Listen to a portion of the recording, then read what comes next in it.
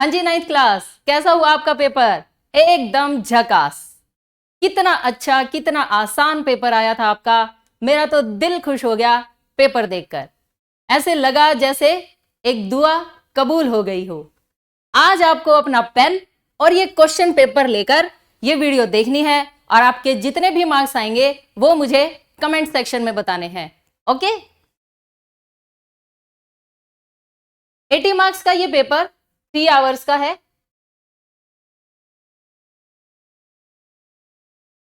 इस पेपर में 16 questions 1 mark के, 6 क्वेश्चंस 2 मार्क्स के, 8 क्वेश्चंस 4 मार्क्स के और लास्ट के 4 क्वेश्चंस 5 मार्क्स के हैं। ओके?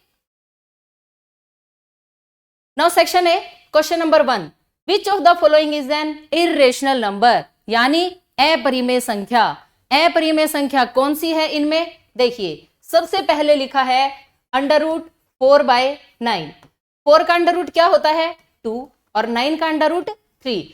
ये एक परिमेय संख्या है। ओके? सेकंड, 12/3, अंडर रूट 3 4 12 और 4 का अंडर रूट क्या होता है? 2। ये भी एक परिमेय संख्या है। ओके? पूर्णांक भी आप इसको कह सकते हैं। अंडर रूट 7, ये है अपरिमेय संख्या। सी इज करेक्ट आंसर। और अंडर रूट 81 का मतलब क्या होता है? 9। ओके? ये भी एक परिमेय संख्या है, लेकिन हमें अपरिमेय संख्या बतानी है और अपरिमेय संख्या यहां पर है अंडर रूट 7। सेकेंड क्वेश्चन, बहुपद px is equal to 5x - 1 का शून्यक क्या होगा? शून्यक का मतलब होता है अगर बहुपद को 0 के इक्वल रख दिया जाए तब वहां से x की जो वैल्यू आएगी उसे शून्यक कहते हैं। यानी 5x - 1 is equal to 0। Minus के नंबर राइट साइड जाकर प्लस में चेंज हो जाते हैं, यानी 5x इज इक्वल टू 1। और मल्टीप्लाई वाले नंबर दूसरी साइड जाकर डिवाइड में, x की वैल्यू क्या आ गई? 1/5। So B is correct answer. Now third question, write the coefficient of x³ in this polynomial. हमें यह बताना है कि इस बहुपद में x की 3 का गुणांक क्या होगा? -3x⁴ -7x³ plus 4x plus 2। x की 3 का गुणांक ये आएगा -7। So C is correct answer. Question number 4, point 05 lies on, ये पॉइंट कहां लाई करता है? 05 का मतलब है x की वैल्यू 0 और y की वैल्यू 5, यानी यहां ये पॉइंट है 05। ये कहां लाई करेगा? y एक्सिस पर। So B is correct answer. Now question number 5, how many straight lines may be drawn from any one point to any other point? एक पॉइंट से दूसरे पॉइंट तक सिर्फ और सिर्फ एक ही रेखा खींची जा सकती है। So B is correct. A dash is breathless length, रेखा line. A line is breathless length, एक रेखा चौड़ाई रहित लंबाई होती है। Now question number 7, which of the following needs a proof? Proof किसे चाहिए? प्रूफ चाहिए होता है थ्योरम को। So C is correct answer. Next question, अर्धवृत्त में बना प्रत्येक कोण डैश होता है। क्या होता है? समकोण।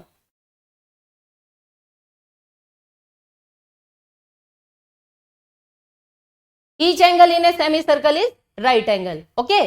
Now 9th question, two parallelograms are on equal bases and between the same parallels the ratio of their areas is। एक ही आधार और एक ही समांतर रेखाओं के बीच स्थित दो समांतर चतुर्भुजों का क्षेत्रफल हमेशा बराबर होता है, और जब भी क्षेत्रफल बराबर होते हैं तो उनका अनुपात क्या रहेगा? 1:1:1, 1:1। So B is correct answer. Now 10th question, शंकु के आयतन का फॉर्मूला बताना है। Volume of cone, volume of cone होती है 1/3 πr²h। So D is correct answer. The value of y dash on x axis x अक्ष पर y की क्या वैल्यू होगी। अरे भाई ये एक्स अक्ष है, ये y, और आपसे पूछा जा रहा है यहां पर y कितना है, कहां है, y है ही नहीं, और जो है ही नहीं उसकी क्या वैल्यू होगी, 0। सो बी इज करेक्ट आंसर। अब नेक्स्ट में हमें ट्रू फॉल्स बताने हैं। किसी घटना के घटने की प्रायिकता 0 और 1 के बीच में होती है। हाँ जी, बिल्कुल सही बात है ये, ट्रू। प्रत्येक परिमेय संख्या एक पूर्णांक होती है। हर अटे बटे वाला नंबर क्या इंटीजर होता है, नहीं। 2/3 एक परिमेय संख्या है, लेकिन आप इसे पूर्णांक नहीं कह सकते, सो फॉल्स। एक शांत रेखा को अनिश्चित रूप से बढ़ाया जा सकता है, बिल्कुल सही बात है। A terminated line can be produced indefinitely, true. Now 15 question. एक वृत्त में समान लंबाई की परिमित जीवाएं होती हैं। A circle has only finite number of equal chords. ये बात बिल्कुल गलत है। एक वृत्त के अंदर आप समान लंबाई की जितना मर्जी चाहें उतनी जीवाएं बना सकते हैं। This is false. त्रिभुज की एक माध्यिका उसे बराबर क्षेत्रफल वाले दो त्रिभुजों में बांटती है, बिल्कुल सही बात है। मीडियन ट्रायंगल को दो ट्रायंगल में बांटती है जिनका एरिया इक्वल होता है, सो दिस इज ट्रू। और इसी के साथ सेक्शन ए कंप्लीट हो चुका है। आप चेक कर सकते हैं कि इन 16 क्वेश्चंस में से आपके कितने क्वेश्चंस सही हैं और कितने गलत। Now section B. x+1 से अगर इसे डिवाइड कर दिया जाए तो हमें बताना है कि क्या शेषफल आएगा। ऐसा क्वेश्चन हम पहले कर चुके हैं। बिना ही डिवाइड किए हम ये बता सकते हैं कि रिमाइंडर कितना आएगा। कैसे पता लगता है, ये जो बहुपद है पोलिनोमियल, इसे आप लिखेंगे px x³ + 3x² + 3x + 1। हमें क्योंकि इसे x+1 से भाग करना है तो आप क्या करेंगे, x+1 को 0 के इक्वल लिखेंगे, +1 राइट साइड आकर -1 में चेंज हो जाएगा। और अब बहुपद में px में x को रिप्लेस कर देंगे -1 से।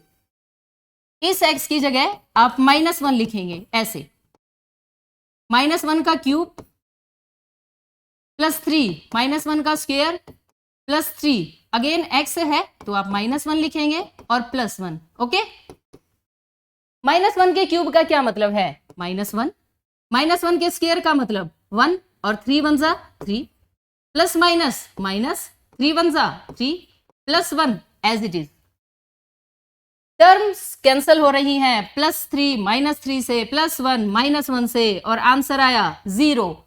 यानी अगर इस बहुपद को भाग कर दिया जाए x+1 से तो शेषफल आएगा 0। ये है रिमाइंडर, आप लिख सकते हैं यहां पर, ये आएगा शेषफल। ना आपने भाग की ना कोई गुणा की, और डायरेक्ट पता चल गया कि शेषफल 0 आएगा।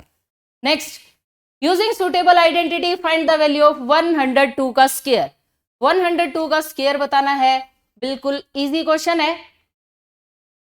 क्वेश्चन नंबर 3, 102 को आप क्या लिख सकते हैं, 100 + 2 का स्क्वायर। और अगर आप जानते हैं a + b का होल स्क्वायर क्या होता है तो ये सवाल आपके लिए बिल्कुल आसान है।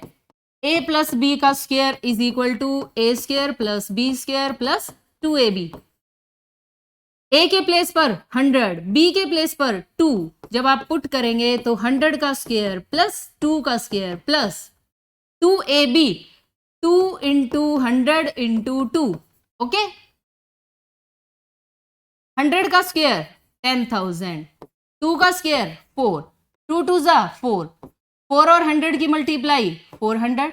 जब आप इन सभी नंबर्स को ऐड करेंगे तो क्या आएगा, 10404, विच इज रिक्वायर्ड आंसर।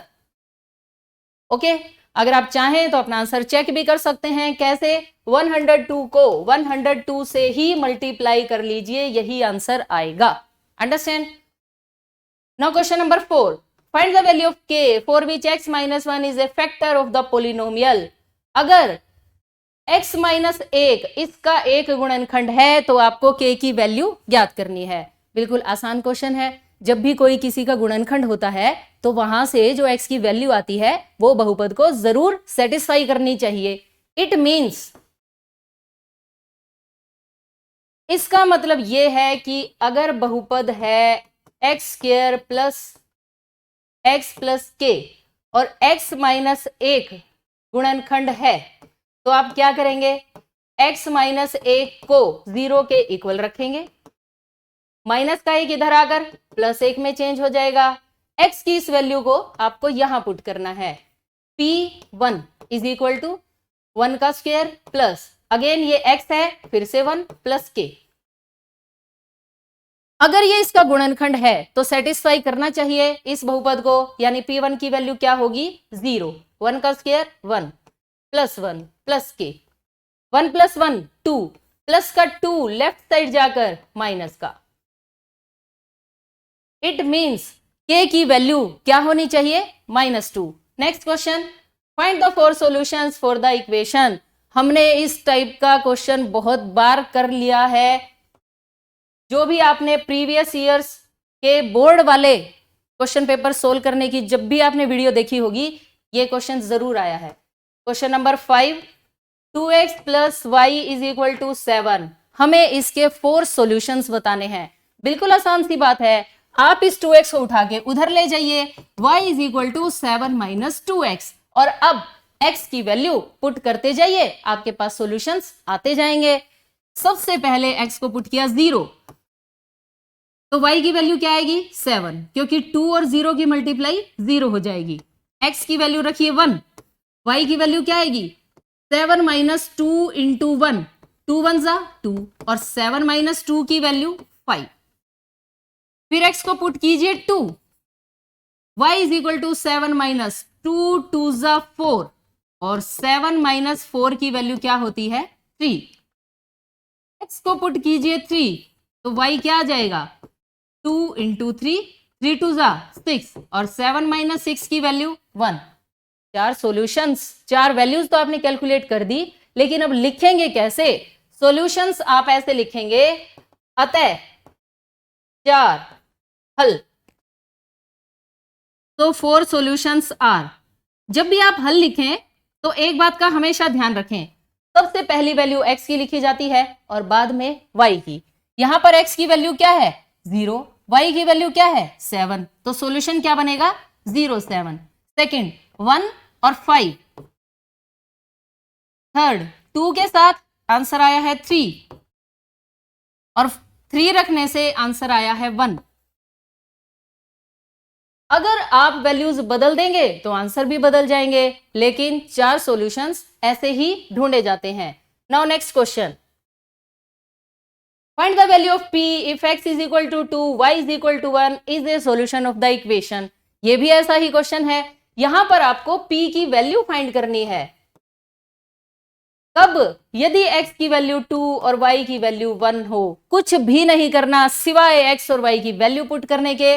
जहां जहां x वहां वहां 2, जहां जहां y वहां वहां 1। 2 एज इट इज, x के प्लेस पर आपने 2 लिखा, प्लस का प्लस, 3 का 3, y के प्लेस पर आप लिखेंगे 1, इक्वल का इक्वल और p का p। 2 2 जा 4, 3 1 जा 3, प्लस का प्लस और 4 प्लस 3 की वैल्यू 7 और सवाल खत्म। बिल्कुल खत्म सवाल 2 नंबर का ये। नाउ क्वेश्चन नंबर 7, 2 ट्रायंगल हैं और दोनों ही सर्वांग सम दे रखी हैं, यानी कॉन्ग्रुएंट।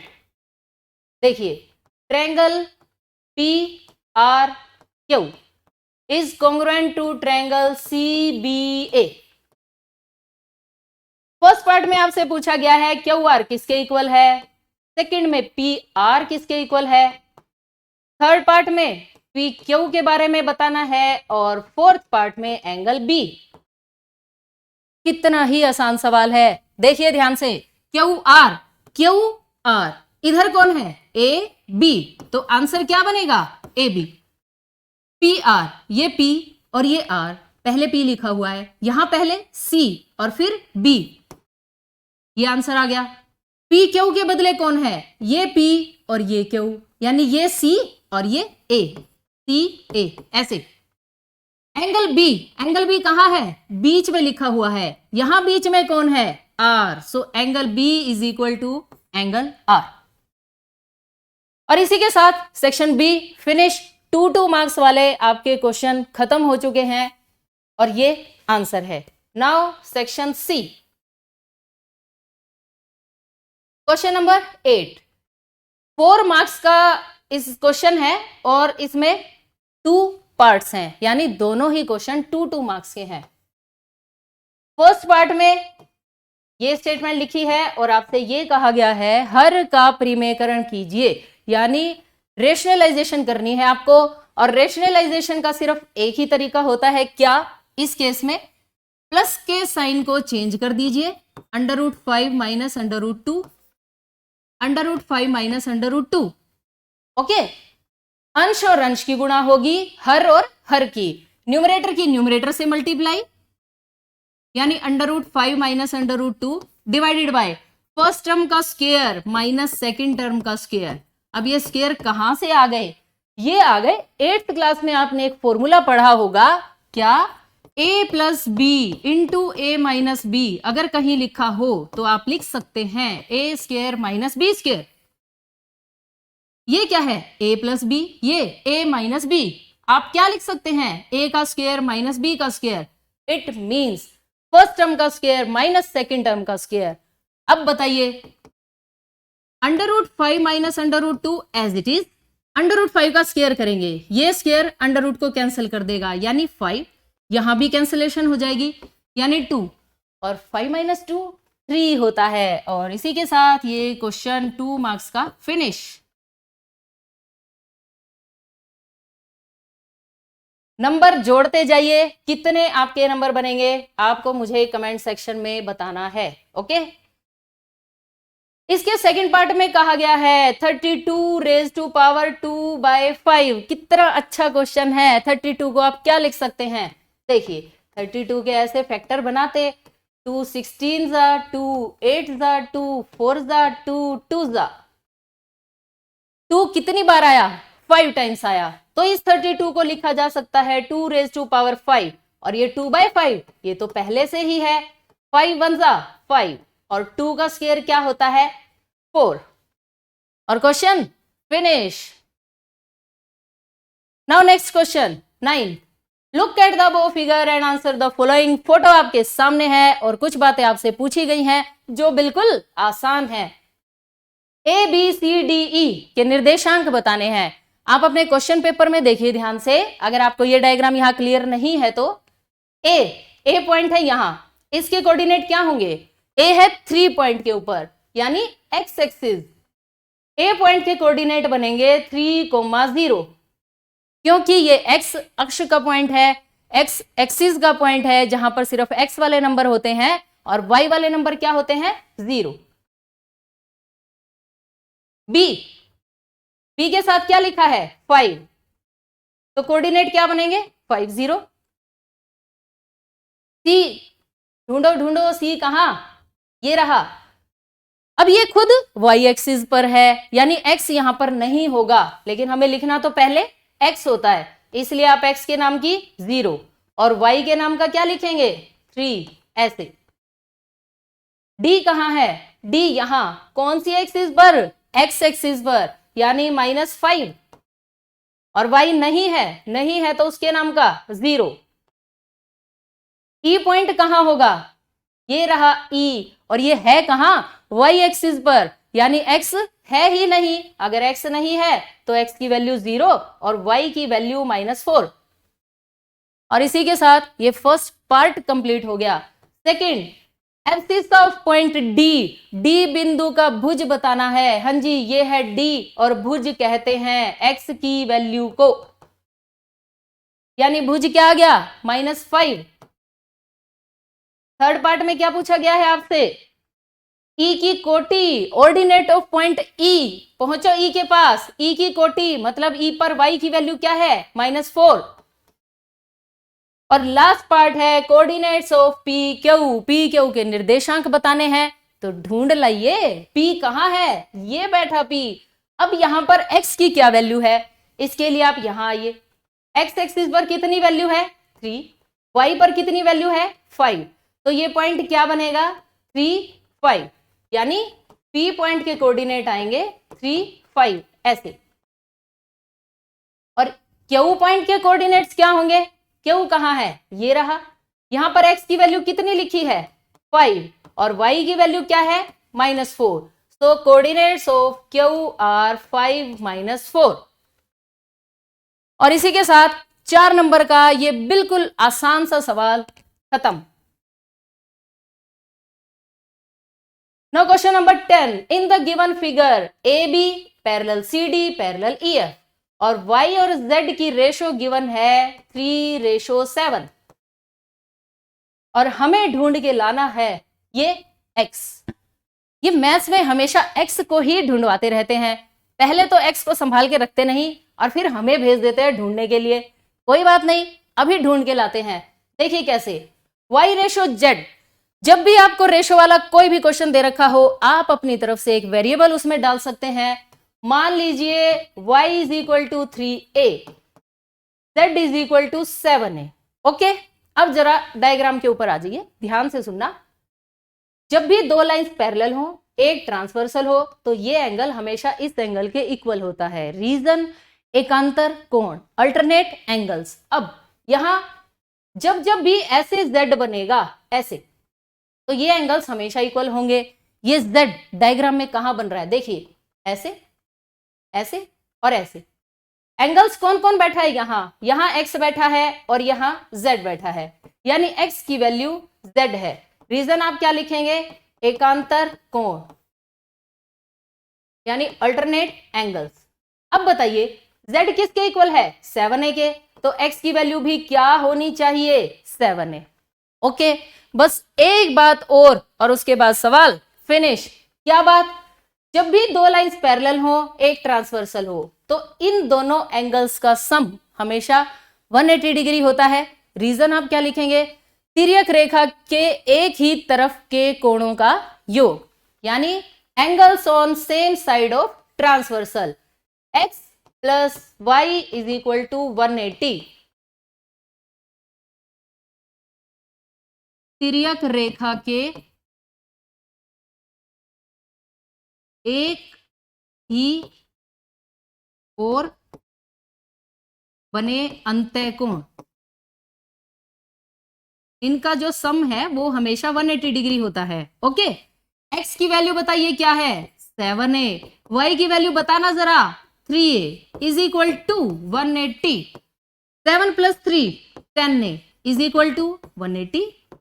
मल्टीप्लाई वाले नंबर दूसरी साइड जाकर डिवाइड में चेंज हो जाते हैं और यहां से a की वैल्यू क्या आएगी? 180/10। 0 से 0 कैंसिल हो गया, यानी a की वैल्यू 18 आ गई।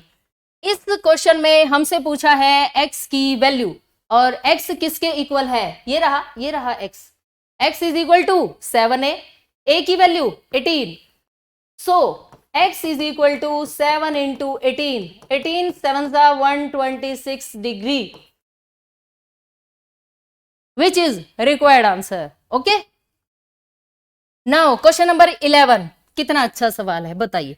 एक चतुर्भुज के सभी कोणों का अनुपात दे रखा है और हमें इन सभी कोणों को डिग्री में बताना है। यानी बिल्कुल आसान सवाल, यानी बिल्कुल फ्री के नंबर, यानी बिल्कुल समझ जाइए। पिछले बोर्ड के पेपर में हम ये क्वेश्चन कर चुके हैं। क्वेश्चन नंबर 11, माना चतुर्भुज के कोण, लेट एंगल्स ऑफ क्वाड्रिलेटरल। जब भी रेशो का कोई सवाल आ जाए, अपनी तरफ से x दे दिया करें। 3x, 6x, 7x और 4x।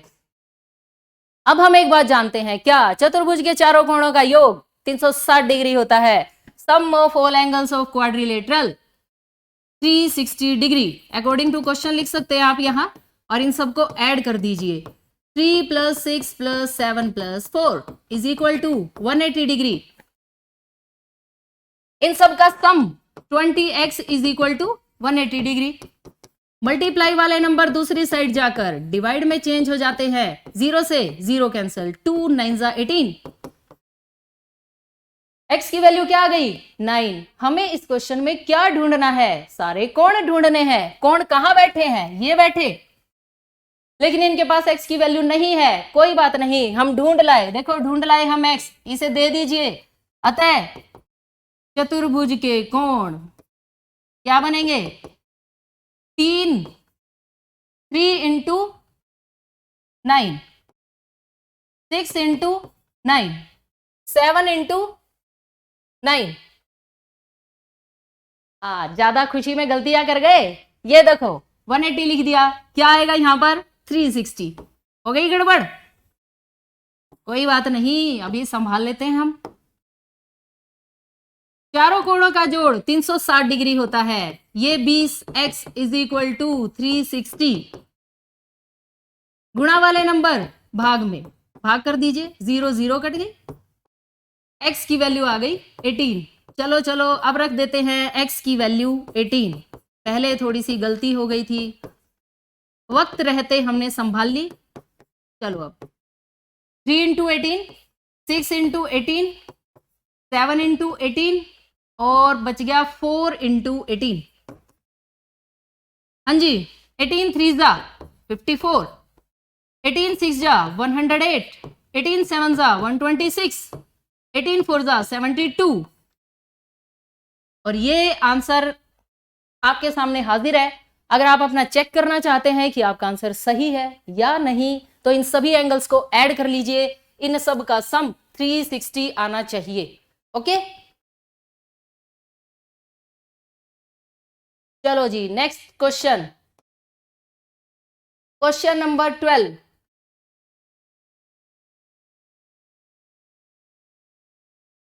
क्वेश्चन नंबर 12 में आपसे कहा गया है, in the given figure angle P Q R is equal to 100 degree. P Q R कहां है? पी क्यू आर ये बैठा है 100 degree. Where P Q and R are points on a circle with centre O. Okay, find angle OPR. OPR का मतलब OPR, ये वाला angle आपको फाइंड करना है। ये भी आसान सा सवाल है, देखिए कैसे। ये सर्कल, ओके, ये कोड, ये रेडियस, और यहां आपके 100 गिवन, ये है क्वेश्चन मार्क। अंडरस्टैंड? तो इस क्वेश्चन को आप कैसे करेंगे, पहले इसको करने की टेक्निक सुन लीजिए। देखिए, ये एक आर्क है और इस आर्क ने सरकमफ्रेंस पर 100 डिग्री बनाया। सर्कल में अगर कोई आर्क सरकमफ्रेंस के ऊपर कोई एंगल बनाती है और फिर वो सेंटर पर कोई एंगल बनाती है, तो इसमें कनेक्शन होता है। क्या कनेक्शन होता है? कि अगर ये एंगल 50 तो ये एंगल 100, मतलब सेंटर पर बनने वाला एंगल, केंद्र पर बनने वाला कोण हमेशा डबल होता है। अगर 50 तो ये 100, अगर 100 तो ये कितना? 200। ओके, एक पॉइंट के अलोंग टोटल 360 डिग्री का एंगल बनता है। अगर उसमें से आपको एक साइड का एंगल पता हो, दूसरी साइड का एंगल फाइंड करने के लिए 360 में से माइनस कर देंगे। ये 200 मुझे पता है, इधर वाला एंगल फाइंड करने के लिए आप 360 में से 200 को माइनस करेंगे, ये आ जाएगा 160, यानी ये वाला एंगल 160 आ गया। ओके, इसके बाद जो हमें ढूंढना था वो तो नहीं आया, कैसे लेके आएंगे? इस ट्रायंगल की बात कीजिए, ये वाली, यहां से यहां इस छोटी सी ट्रायंगल की बात कीजिए, ये भी रेडियस है, ये भी रेडियस है, और हमें पता है क्या कि समान भुजाओं के सम्मुख कोण बराबर होते हैं। अगर भुजाएं समान होती हैं तो उनके सम्मुख कोण बराबर होते हैं। इट मींस जो कोण मुझे ढूंढना है वो किसके बराबर है? इसके। ओके, और ये वाला एंगल हम फाइंड कर चुके हैं। बस अब एक बात लगा दीजिए कि त्रिभुज के तीनों कोणों का जोड़ 180 डिग्री होता है। वहां से जो आपको एंगल फाइंड करना है अपने आप ही आ जाएगा, भागा भागा। तो देखिए, इनके नाम लिख लेते हैं हम, P R, ये पॉइंट है O और ये पॉइंट है Q। सबसे पहले जो गिवन है वो लिखेंगे, angle PQR is equal to 100 degree. अब रिफ्लेक्स एंगल, इसको कहते हैं प्रतिवर्ती कोण। प्रतिवर्ती कोण कौन सा? POR। ये हो गया 100 का डबल, यानी 200 डिग्री। ओके, अब हम इस अंदर वाले एंगल की बात करेंगे, एंगल पी ओ आर इसका नाम है, और उसके लिए आपने 360 में से इस 200 को माइनस कर दिया, ये आ गया 160 degree. Now in triangle P O R, त्रिभुज पी ओ आर में क्या लिखेंगे? जो एंगल आपको फाइंड करना है इन्हें आप मान लीजिए, इसको 1 इसको 2, यानी एंगल 1 प्लस एंगल 2 प्लस ये वाला angle P O R is equal to 180 degree. अब एंगल 1 प्लस 2 ये दोनों तो इक्वल हैं, यहां आप एक बात लिख सकते हैं, angle 1 is equal to angle 2, इसका रीजन क्या लिखेंगे? OP बराबर OR, समान भुजाओं के सम्मुख कोण बराबर होते हैं, इसलिए मैं यहां डबल एंगल 1 लिख सकती हूं। एंगल POR की वैल्यू है मेरे पास 160 is equal to 180 degree.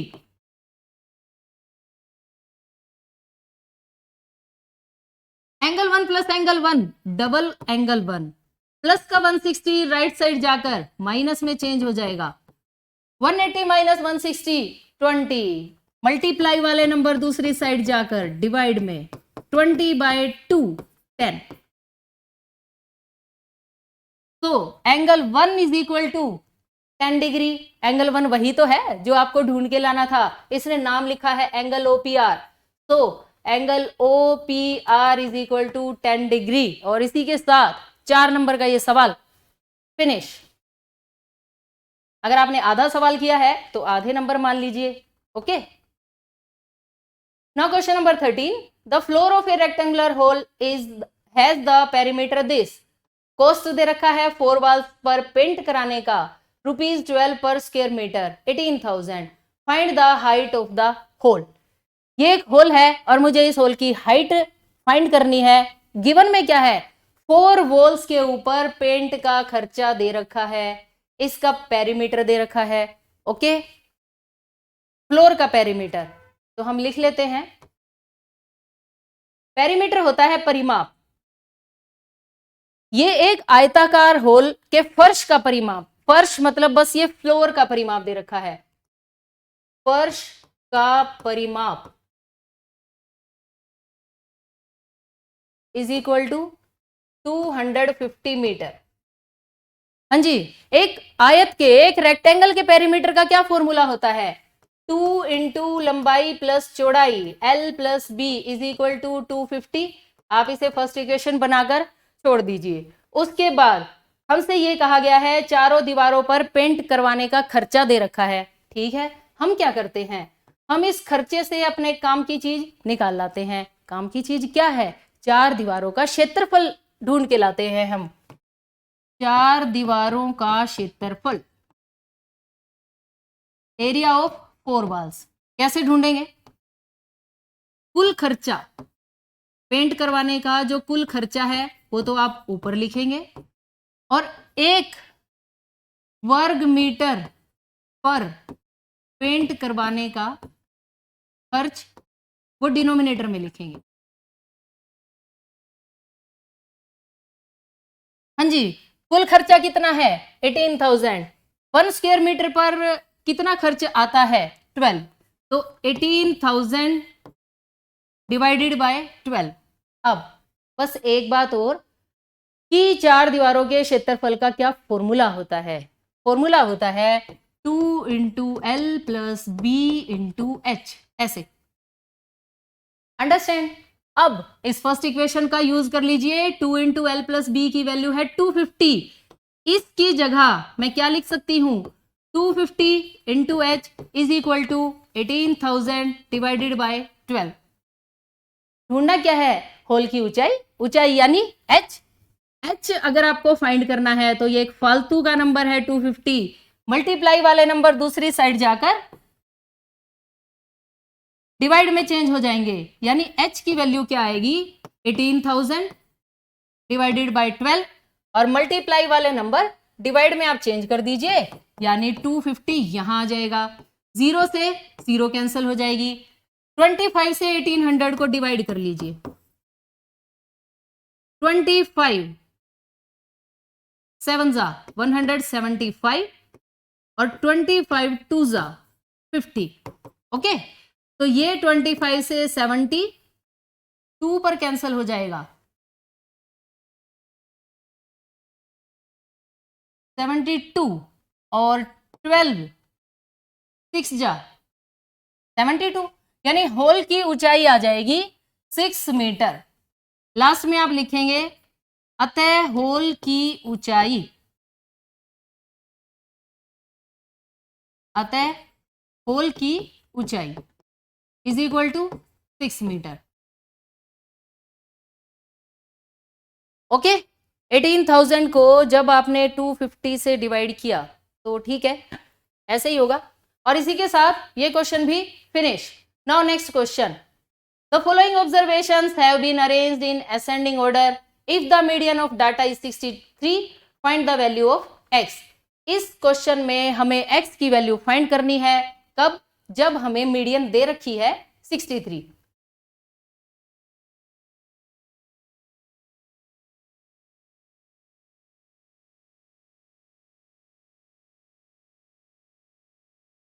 Median यानी माध्यिका। मीडियन क्या होती है?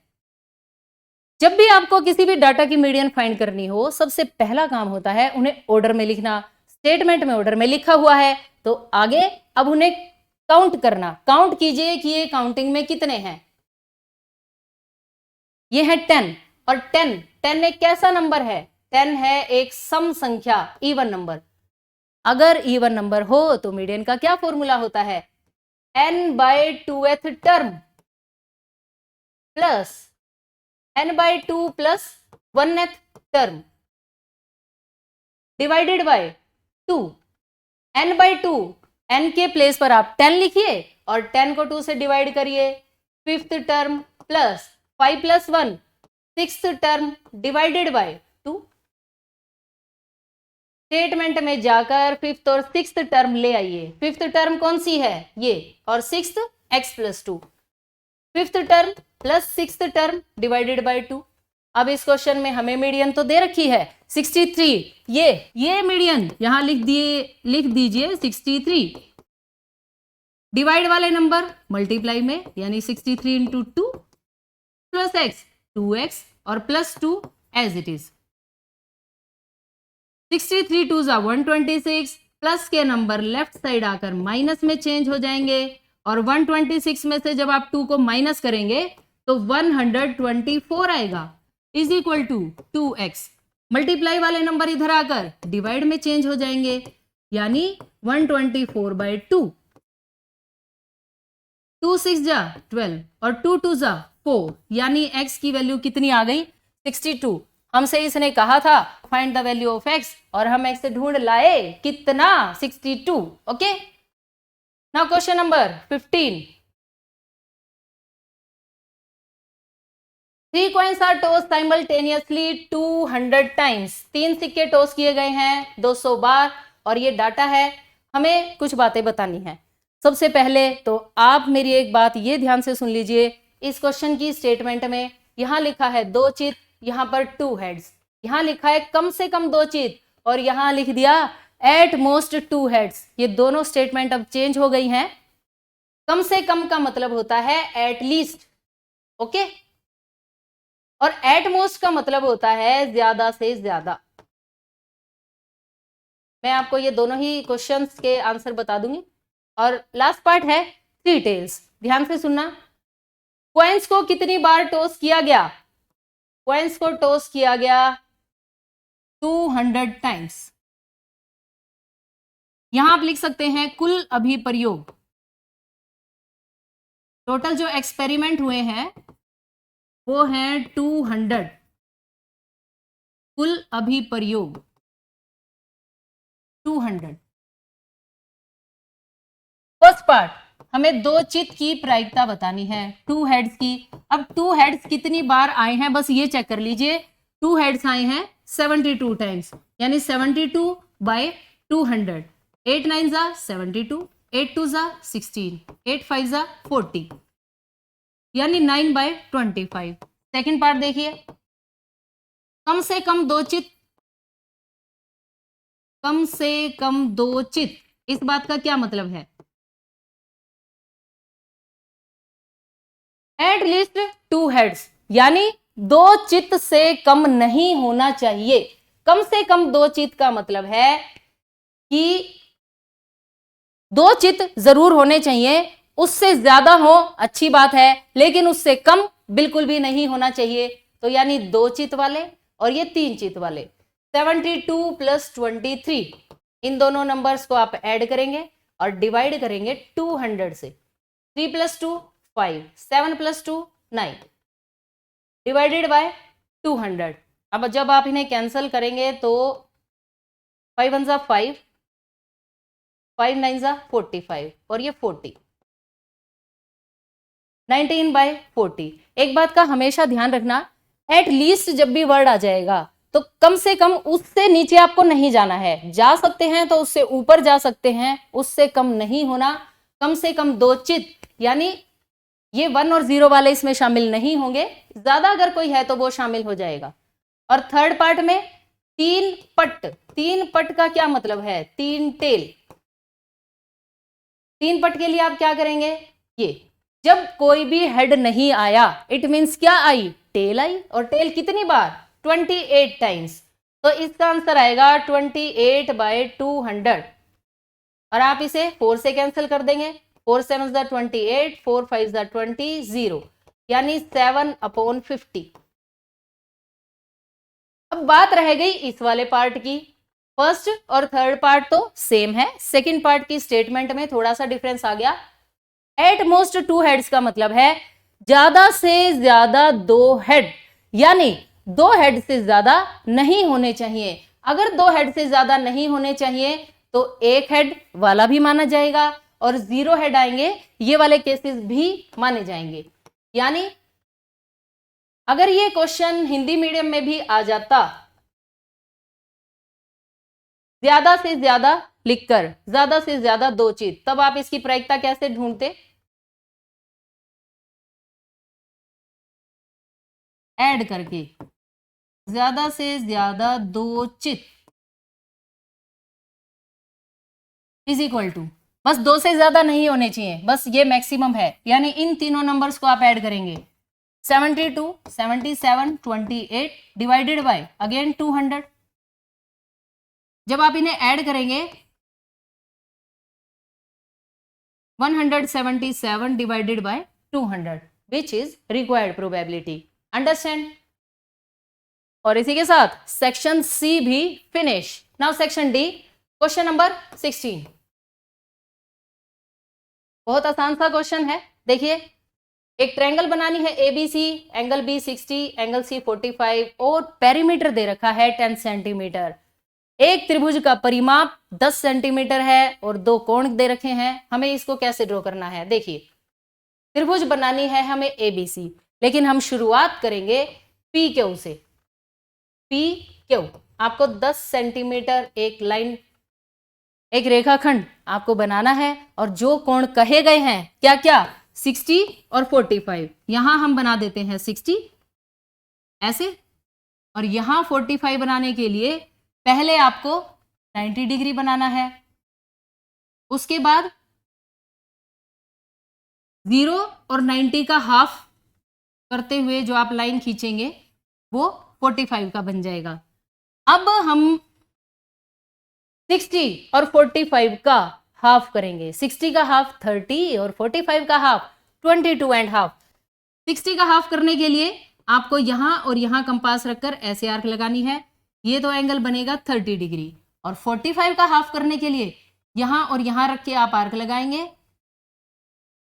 और जैसे ही इन्हें ज्वाइन करेंगे तो इस पॉइंट का नाम आप क्या लिख देंगे?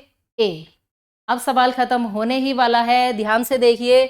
ए से पी ये जो लाइन है, इस लाइन का आपको आधा करना है। आधा करने के लिए क्या किया जाता है? ए पॉइंट पर और पी पॉइंट पर कंपास रख के आपको पहले ये आर्क लगानी है, फिर ये लाइन ड्रॉ कर देंगे।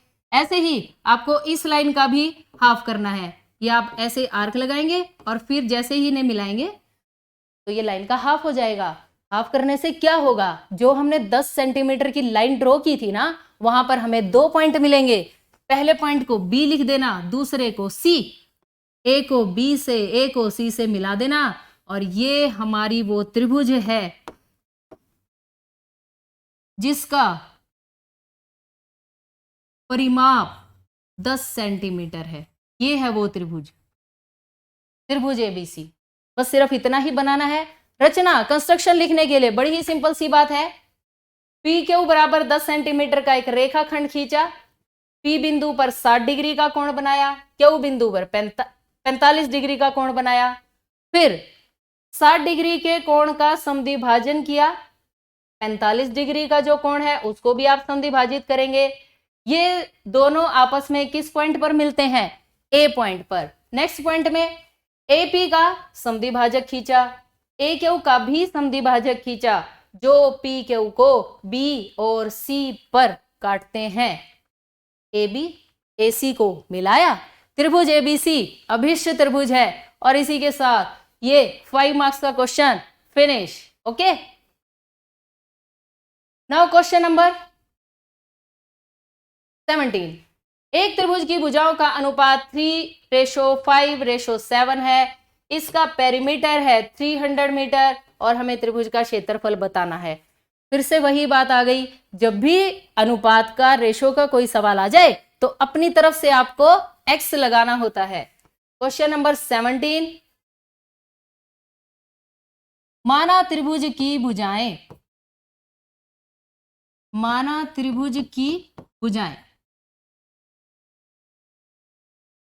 क्या है? भुजाएं 3, 5 और 7 है, तो 3x, 5x, 7x। पेरीमीटर परिमाप दे रखा है 300 मीटर।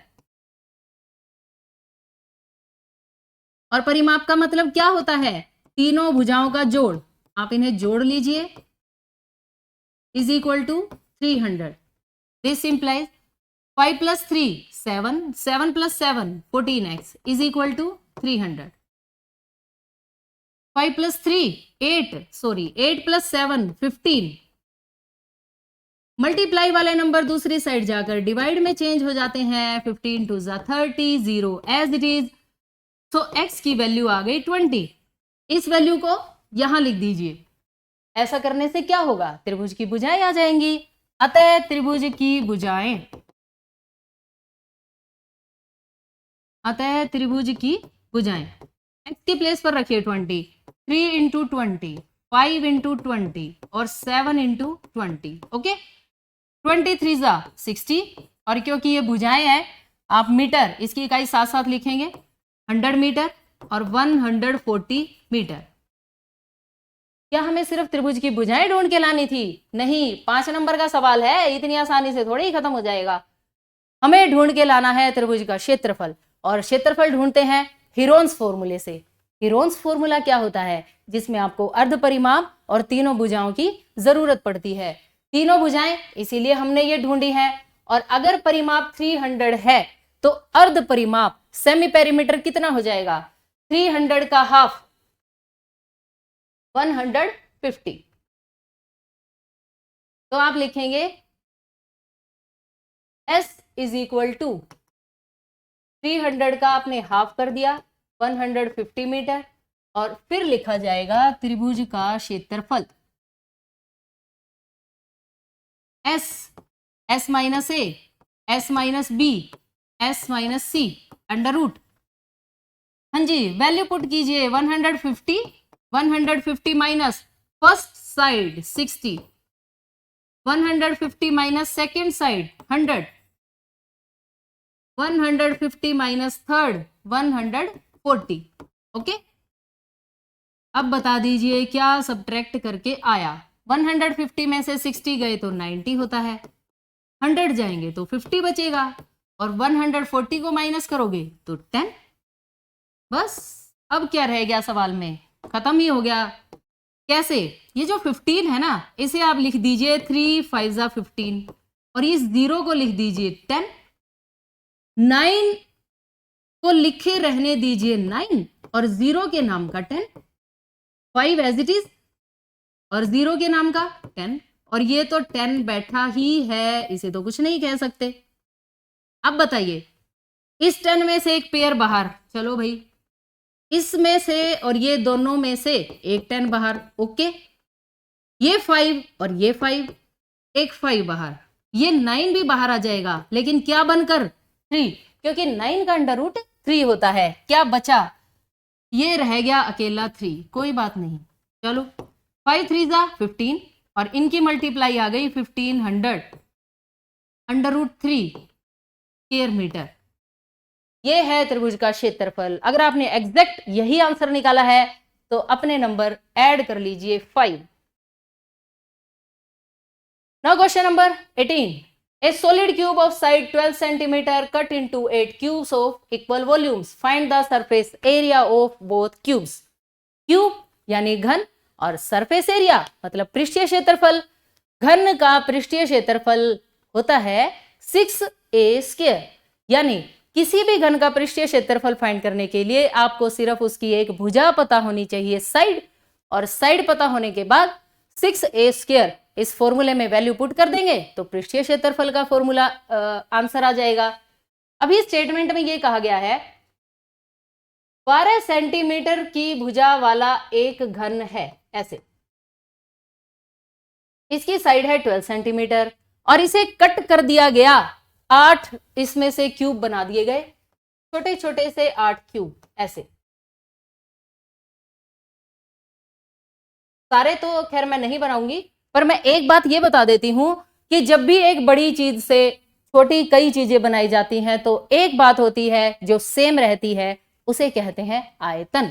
इस बड़े घन का आयतन और इन 8 घनों का आयतन क्या होगा, सेम होगा।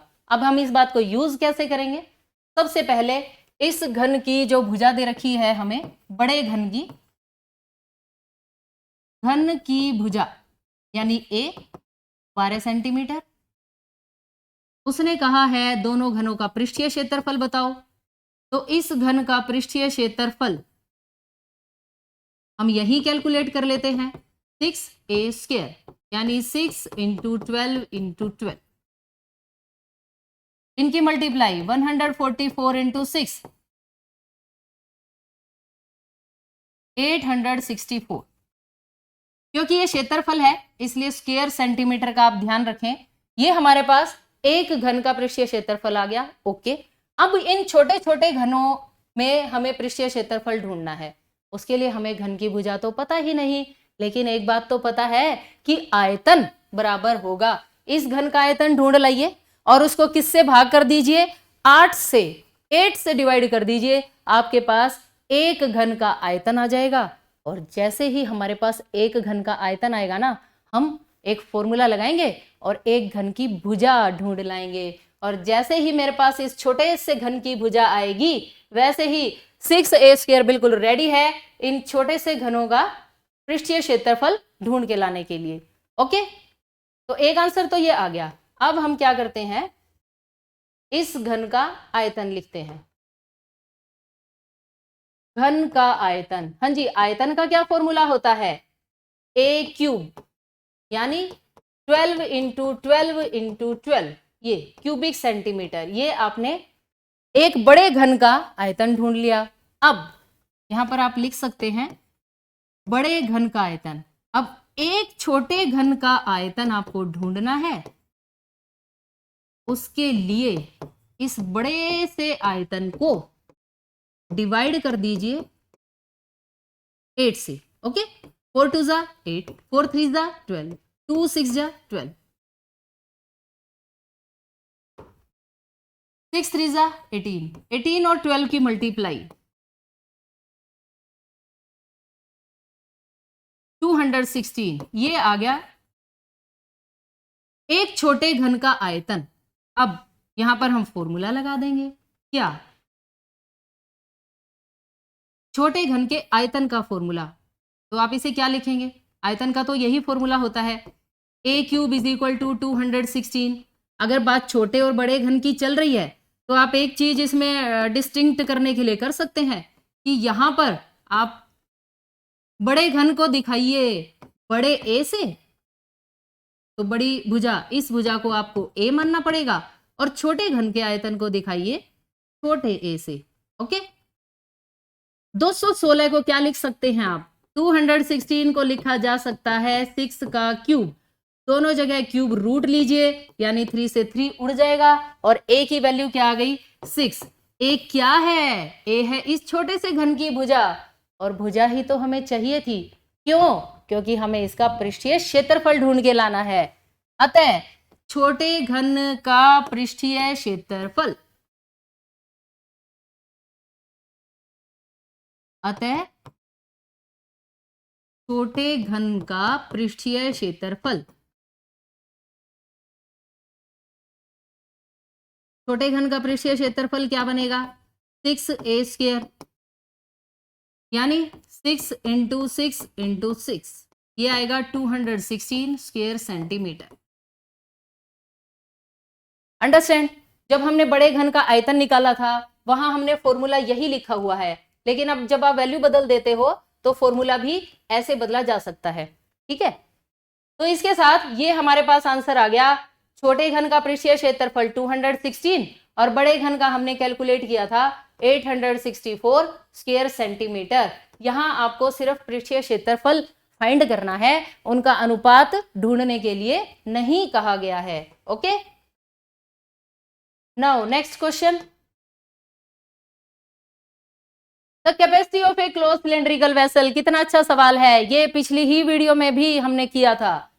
हाइट 1 मीटर, 15.4 लीटर इसकी कैपेसिटी है। How many square metres of metal sheet would be needed to make it, यानी ऊंचाई 1 मीटर वाले एक बंद बेलनाकार बर्तन की धारिता, क्या बताया था मैंने आपको तब, धारिता आयतन होती है 15.4 लीटर है। तो आप क्या लिखेंगे, बेलन की ऊंचाई, बेलन की ऊंचाई है 1 मीटर और धारिता यानी आयतन 15.4 लीटर। एक बात बताई गई थी, यहां 1 क्यूबिक मीटर होता है 1000 लीटर के इक्वल। इस लीटर को क्यूबिक मीटर में बदलना पड़ेगा क्योंकि ऊंचाई मीटर में है। तो 15.4 डिवाइडेड बाय 1000, यानी ये डेसिमल भी आप हटा लीजिए, 10,000 क्यूबिक मीटर, ये हो गया आयतन। अब बेलन के आयतन का क्या फॉर्मूला होता है? बेलन के आयतन का फॉर्मूला होता है पाई आर स्क्वायर एच। इधर रूल लगा दीजिए आप। आयतन का formula is equal to 154 divided by 10,000। Pi की वैल्यू 22/7। रेडियस तो हम जानते ही नहीं है, लेकिन ऊंचाई कितनी है 1। यहां से हम रेडियस को फाइंड करेंगे। डिवाइड वाले नंबर दूसरी साइड जाकर मल्टीप्लाई में चेंज हो जाते हैं, मल्टीप्लाई 7, और ये 22 मल्टीप्लाई में है, ये डिवाइड में चला जाएगा, 1 को लिखने की कोई जरूरत नहीं है। और r square as it is 22 7 22 सत्ते 154 होता है। ये बन गया 49/10,000 ऐसे।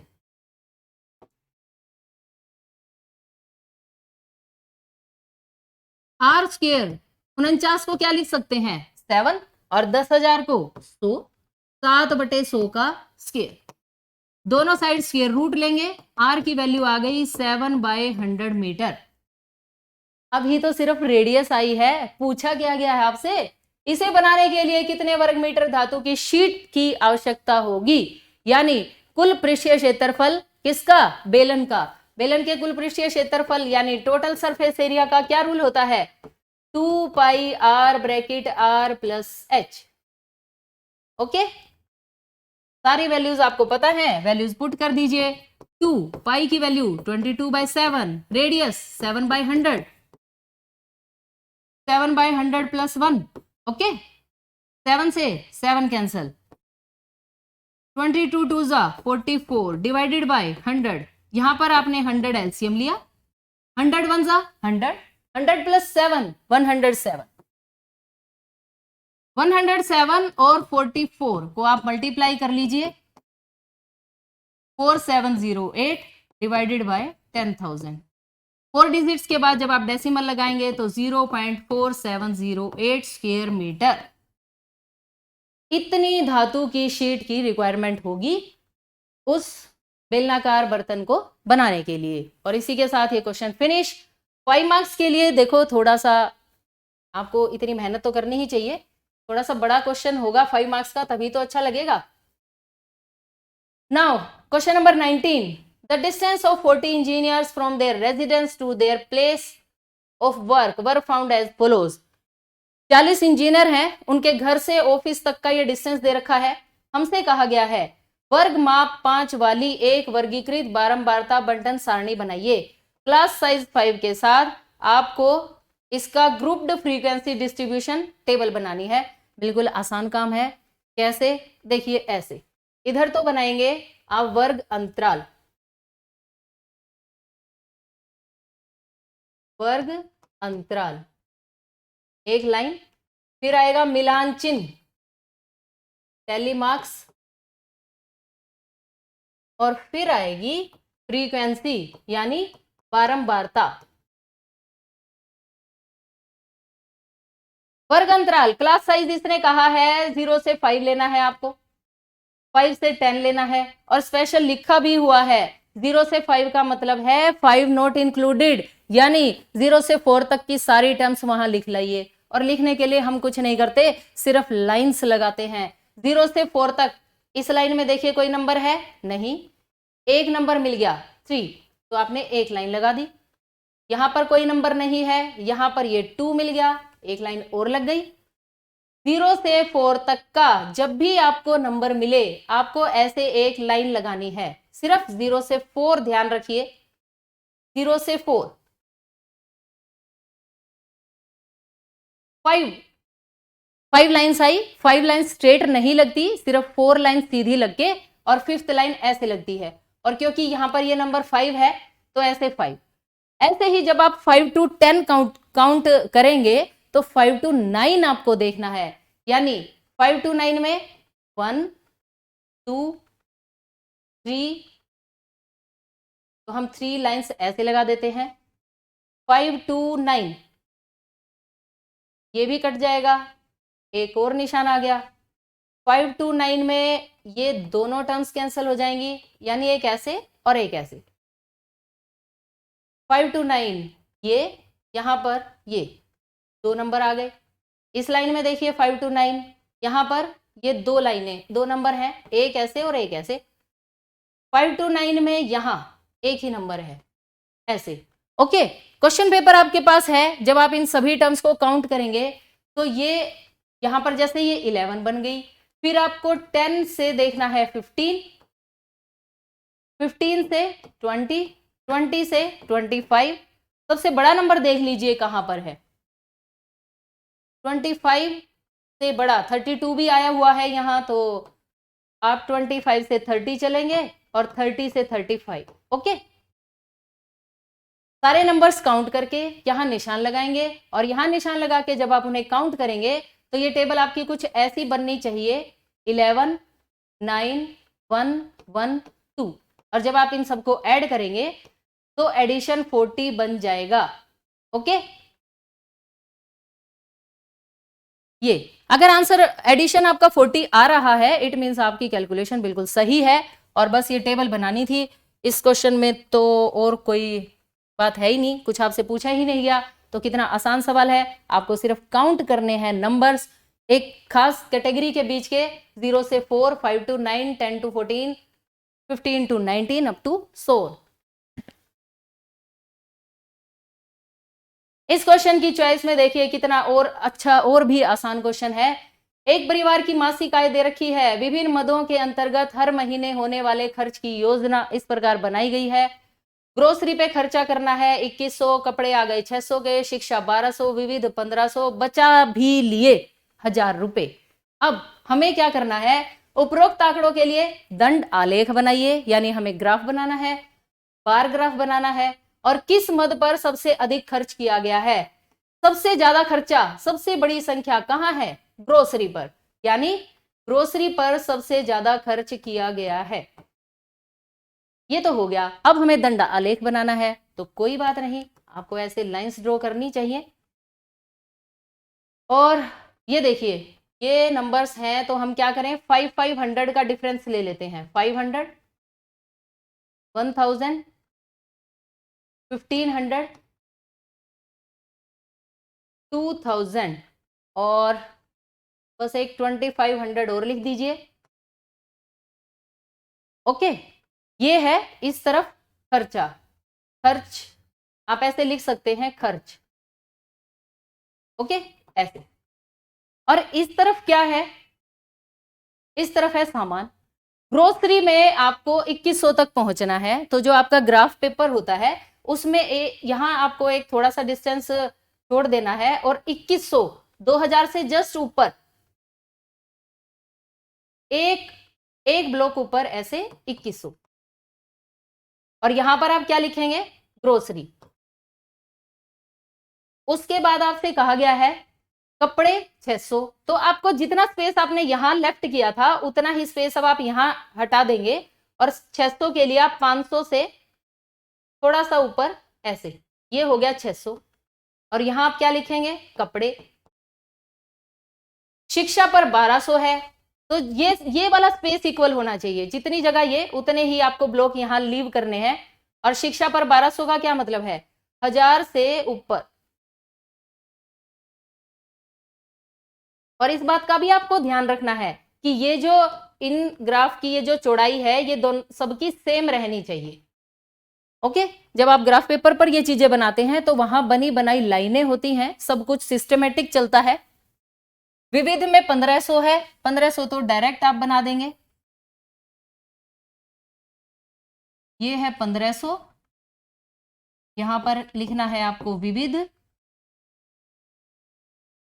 और विविध से पहले ये है शिक्षा, और लास्ट है बचत। 1000 रुपए की बचत कर ली गई है, तो ये बन गई बचत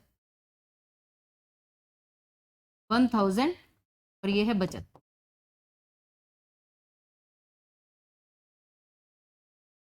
ओके, बस खत्म, बस इतना ही ये सवाल था। सेकंड पार्ट का आंसर है ग्रोसरी। और इसी के साथ ये पूरा पेपर कंप्लीट हो गया है। अब आप अपने मार्क्स टोटल कीजिए और फटाफट कमेंट सेक्शन में मुझे बताइए कि आज आपने 80 में से कितने मार्क्स लिए। ओके, थैंक्स फॉर वॉचिंग, और अब हम तब मिलेंगे जब आप 10th क्लास में हो जाएंगे। अंडरस्टैंड? तब तक के लिए ढेर सारा ख्याल रखिए, अपना भी और अपनों का भी। Bye bye, take care.